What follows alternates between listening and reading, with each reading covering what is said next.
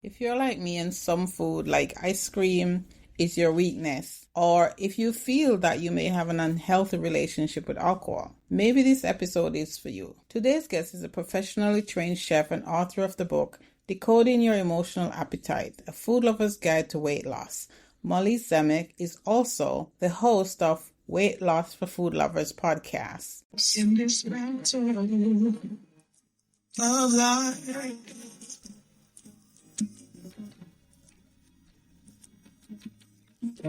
It's hard to get the wall.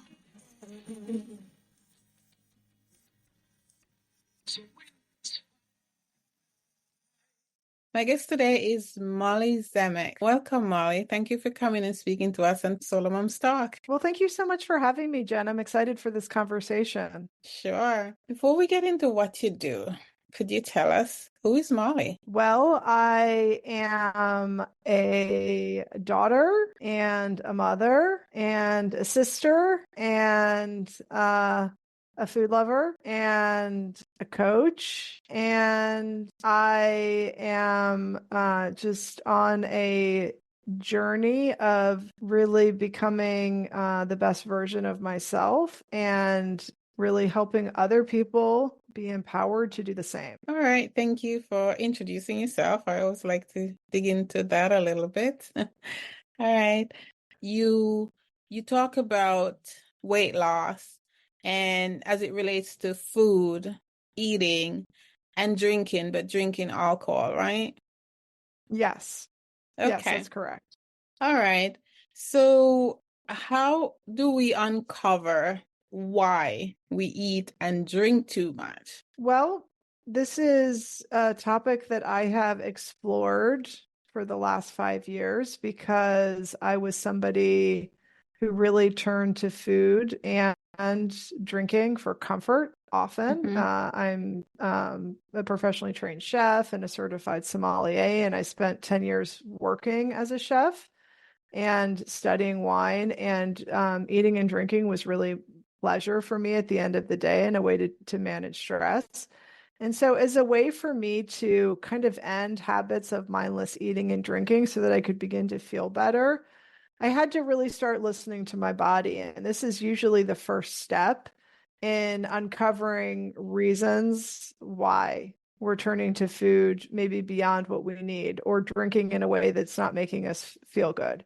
By listening to just the feedback of your body. For me, I was just really physically unwell, and my body was starting to tell me that alcohol was interfering with my sleep, it was affecting my mood, and that the way I was eating was creating digestive issues, was robbing me of energy, was robbing me of time.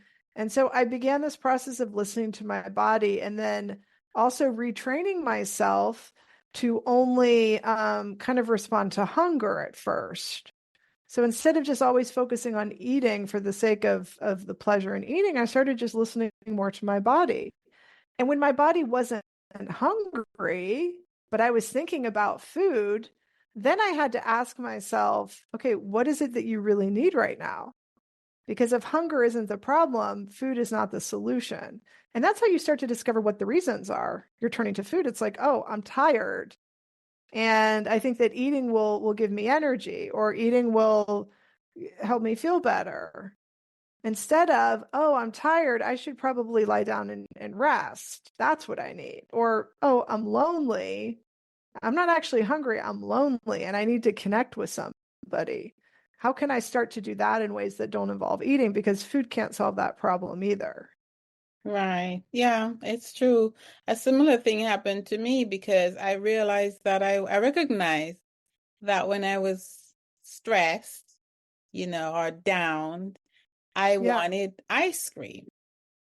And I'm not lying, I could eat a pint of ice cream like that, but Me I too. don't even notice that I'm eating the ice cream because it's satisfying that whatever is in my head, that emotional stuff that's going on. So I can totally relate to that.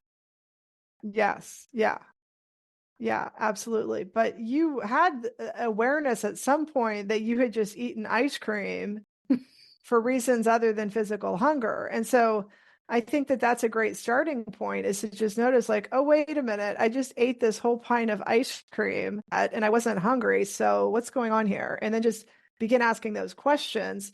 The beautiful part about going through this process, Jen, is that you really start to understand yourself at a deeper level. Yes. Is that you start to kind of understand the emotions below the surface, what it is that you're really where you feel like you're kind of missing something, and what those deeper needs are. Right.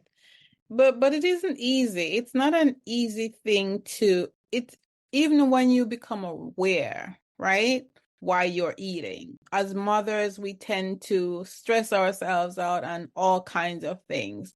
And it's when we get to that point where we either blow up like a balloon or, we're getting more and more depressed because Mm-hmm. unfortunately, I never had to deal with the alcohol part, but I can tell you I deal with a lot of ice cream, right? Which Yeah. has the same effect, right? So, but how do you navigate that? Like what brought you to that full awareness? Did you feel like you were unhealthy and you thought back to why you were unhealthy, or what was it? Well, our bodies change and our response to food and alcohol changes. And so when I was in my 20s, I, could eat and drink more and really not feel a lot of the negative side effects, right? I Yeah. could miss out on some sleep and feel fine. I also was able to sleep better because, my hormones were different then. But then when I Yes. was in my 40s and I was a mom of three boys, I still am a mom of three boys, my body had changed and my stress level had changed. And all of a sudden, my relationship with food and alcohol was changing too. And I realized that, it was having a worse impact on my body. And so that Hmm. was kind of the turning point for me, was realizing like, wow, like my nightly habit of having a couple of glasses of wine is just psychologically making me feel a lot worse. Yeah. My mood was affected, my sleep was affected in a way that it hadn't been in the past. I became aware that it affected my ability to show up as the mom that I wanted to be, which Hmm. hadn't been an issue before. And then my eating, I couldn't eat the same way I ate in my 20s and 30s and be able to just go on a diet and lose the weight. Right. And I was developing digestive issues, which I hadn't had before. So it was kind of that feedback from my body at that point that made me Hmm. realize like something's got to change, because I just don't feel great. I'm not motivated. I don't have a lot of energy. My sleep is suffering. And I knew that something needed to be different. Right. Yeah. Because your body really is is the expert, right? All Your right. body knows what makes Mhm. it feel good and what doesn't. And Yes. it will give you signals. Yes, for sure. Hmm. Okay, Hmm. thank you. What are some of the main reasons that people struggle with drinking less or avoiding drinking altogether or eating less? I think that people struggle with figuring out how to eat less and to drink less because, the only approach that maybe they're familiar with is going on a diet or a detox program. And those plans typically don't address what's Mhm. motivating the person to eat or drink. So you could Right. go on a diet and eliminate foods. You could go on a diet and stay within a certain calorie range, but you're not actually changing the habit. So that when the diet's over and you've lost the weight, you're going to go right back to eating the way that you used to, and you're going to regain the weight, and then you're going to feel defeated, and you're going to make it. And a lot of people often make that mean that there's something wrong with them. Like, okay, well, there must be something wrong with me that I wasn't able to keep the weight off. It's like, no, there's nothing Mhm. wrong with you. You just only dealt with the symptom and treated things on on the surface level. You didn't actually get to the underlying cause of why you're Right. eating.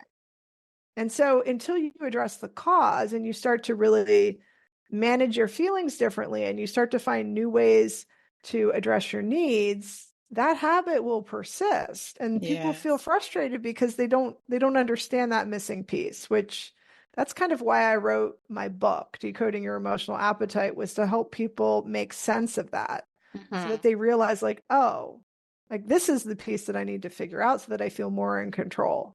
Right. Okay. So tell us about the book, and moving on from that, tell us what you do for your clients. So the book is called Decoding Your Emotional Appetite, Mhm. and it really is the story of my journey of physical transformation, of losing weight and drinking less, and really on a deeper level, just uncovering a lot of my emotions that I hadn't dealt with and learning how to heal my relationship with food and myself. And then stories of all of my clients that I have coached inside of my private coaching business.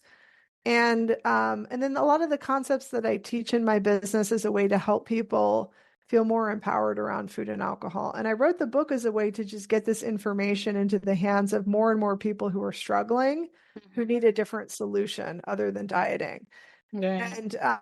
And so it's kind of a reflection of what I do in my coaching business, which is a private program where I take clients through a 12-week private, program of customized food plans and one-to-one coaching where we kind of navigate the obstacles that are making it hard for them to commit and stay consistent.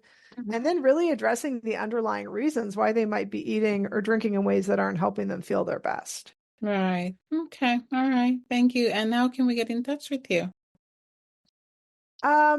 The best place is my website, www.mollyzemeck.com. But I also have a podcast that's called Weight Loss for Food Lovers. So Okay. there's a ton of free information on both of those places where people can kind of learn more about what this process is like. Right. Okay. And we'll put those links in the show notes so people can get to it. All right. Thank you. Are the three biggest obstacles to someone being able to successfully lose weight and keep it off? That's something I struggle with quite a bit. I've kind of given up. But what are some of those things that people struggle with? I think the biggest obstacle is really believing in themselves. I think that's what prevents people from really taking the initiative to change. Mm-hmm. I think there are many people who want to change their relationship with food or who want to be able to drink less, but just don't think that they'll be able to do it. And so, because they lack that belief in themselves, or they feel defeated because they've tried diets and then the diets don't really work long term, and they just think, like, what's the point? I'm not going to be able to do it. They give up and they stop trying. That's the big obstacle. Mm-hmm. And what I want to say to that is that just because those approaches didn't work in the past doesn't mean that there isn't a way that you can figure it out. So don't Right. give up hope, like continue to be an advocate for yourself and really lean into the possibility that you can feel better. It could just be that you don't have all the information you need to really make a permanent change. Yeah. Another obstacle is that people think that, well, in order to be at my ideal weight size, I need to kind of give up the food that I love. I have to like eat in a very restrictive way. And nobody wants to do that. I mean, I don't know a lot of people who want to do that. And so most people just will put it off because they think that the only way they'll be able to kind of make a change is by giving up the food they love. And that's not true either. You just have to learn the skill of eating in a more conscious way so that you can enjoy more pleasure with less food. Mm-hmm. Many of us just eat with so many distractions that we're not even really paying attention to the food, and we're certainly not paying attention to our bodies. And so no wonder we just keep eating, right? So it's just a skill that you have to learn. But when you do, you can incorporate food that you love and be at your ideal weight. And then when it comes to drinking, I think a lot of people think, like I either have to just give up alcohol altogether, or I might as well just like keep doing what I'm doing. And those aren't the only two options. Like you can actually learn how to cut back on drinking. You don't have to give it up altogether. You can learn a mindful approach to drinking less. So I would say those are the big obstacles. And then I would say consistency. People, even if they decide to make a change, might commit for a short period of time, but then they can't stay consistent. It's like, oh, like things get hard, life happens, and they just give up. So that's where coaching comes in, is that I help people continue to commit to themselves every single day. Yeah. Continue to take baby steps in a way that it is doable. They're not making drastic changes, they're not restricting and depriving themselves. They're actually making doable changes that they can easily sustain for a longer period of time. Okay. All right. Thank you. But it's a conundrum, isn't it? Because you're suffering emotionally, most likely, and food or alcohol or both is your go-to comfort, right? That's where you find comfort. And then the effects of overeating or drinking too much may drive you to feeling guilty, which kind of repeats the cycle again, right? So Mm-hmm. I'm going to ask you to give a solo mom a couple of tips to manage that scenario. Yes, I'd love to. I think one of the best things that you can do to heal your relationship with yourself and with food is to release the self-judgment. Now, it's a practice because a lot of us do this, unconsciously. We just have this constant tape of self-criticism, right? Especially when it Mm-hmm. comes to food. And so start to notice that. Start to notice, like, oh, okay, let's say it's a day where you do end up eating the ice cream. And maybe typically you'll give yourself a hard time for it, or you're like feel guilty, or you'll, reprimand yourself verbally for doing that. One simple way to change this is just by starting to talk back to yourself with love. One of the ways that I do this is just by telling myself, oh, no, that's not helpful. That's not useful. We don't talk to ourselves that way anymore. Mm. And I started doing this over time because I realized, like, oh, I don't have to talk to myself that way. Just because that's been the habit in the past doesn't mean that I have to accept that. And so anytime that thought would come up unconsciously, like, oh, you did something wrong, or that was bad, you made a mistake, I would just like immediately respond and say, oh, no, that's not useful. We don't talk to ourselves that way. The other thing that I will tell myself when this happens, or that I recommend to clients, is that we just tell ourselves, like, this is just food. This is not a big deal, right? As a way to like neutralize it, it's a wonderful opportunity to just accept yourself. Mm-hmm. And from a place of acceptance, and just acknowledge, like, oh, okay, I did just eat that bowl of ice cream. I wonder why I felt like I needed that tonight. Because clearly I felt like this was the right thing to do. Now I don't love the way I feel. Like, I don't really love the effect it has on my body. I don't feel that great. That's good to know. But I really want to kind of understand myself in this moment and figure out, why did I feel like I needed the ice cream? Mm. What was going on for me that I felt like I had to eat that much? Like, what do I think some of my underlying needs were? And use it as an opportunity to have a positive conversation with yourself from a place of compassion. Okay. All right. It Thank takes you. So, practice to, yeah, it yeah. takes practice, but just be willing to do that. Be willing to change the dialogue that you have with yourself. Yeah. So, do some positive self-talk aloud. Yeah. Yes. Yeah. Yeah. All right. Thank you. I appreciate you coming to and talking to us today, Molly Zemeck. Any parting shots? I would just encourage solo moms out there to really lean into the possibility that they can feel better, that they can change some of these habits, that it is possible for them. But they need to really believe in themselves. They need to imagine, their future self who feels better, who maybe looks better, and maybe has a different way of coping with stress, a different way of taking care of herself. And to start to just practice thinking that it might be possible. It might be possible that I can figure this out. And then what are some small changes that I could make today? I don't have to do a drastic overhaul, but I'm just going to make like a couple small changes and just be a little Mm-hmm. bit more mindful of my body. Okay. All right. Thank you. I appreciate it. All right. Well, thank you so much. I appreciate the opportunity. Yes, for sure.